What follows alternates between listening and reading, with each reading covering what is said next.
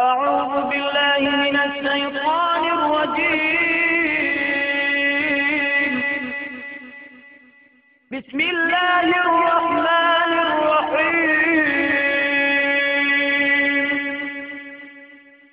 ولا تقولوا لمن يقتل في سبيل الله أموات بل أحياء ولكن لا تشعرون.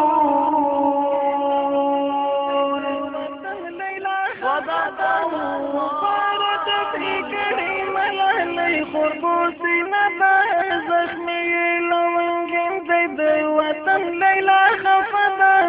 كفارة في كريم الأهل خربوس نبا زخمي لونجن چار گل یو رک شو په سنگر کې زخمي لونګین دی د وطن لیلا خفدا د غاړې غاړه کوي هم په وینو باندې سره دا زخمي لونګین دی د وطن لیلا خفدا کو پاتو ټپي کړي ملالۍ خورپوس نه دا زخمي لونګین چار گل یو رک شو په سنگر کې زخمي لونګین دی د وطن لیلا خفدا د غاړې غاړه کوي هم په وینو باندې سره دا زخمي لونګین دی د وطن لیلا خفدا کفارو ټپي کړي ملالۍ خورپوس نه دا زخمي لونګین چې بې احساسو ترېنه لوټ کړو زخمي لونګین دی د وطن لیلا خفدا د سره پېزوان یې ډېره په زړګي کې اندېښنه ده زخمي لونګین دی د وطن لیلا خفدا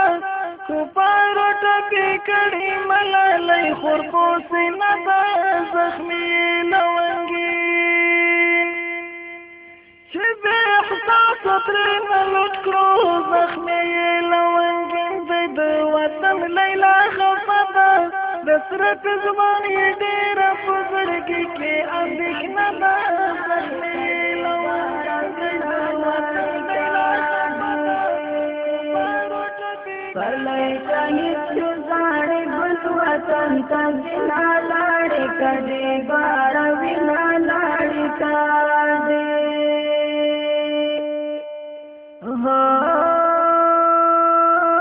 نمازدیګر کن چلونا لاړې کډې بار وینا لاړې کډې په ځواني مرګ ګذر جنډې ولاړې بنا لاړې کډې بار وینا لاړې کډې پرلای شهید شو زاړې ګل وطن ته وینا لاړې کډې بار وینا لاړې کډې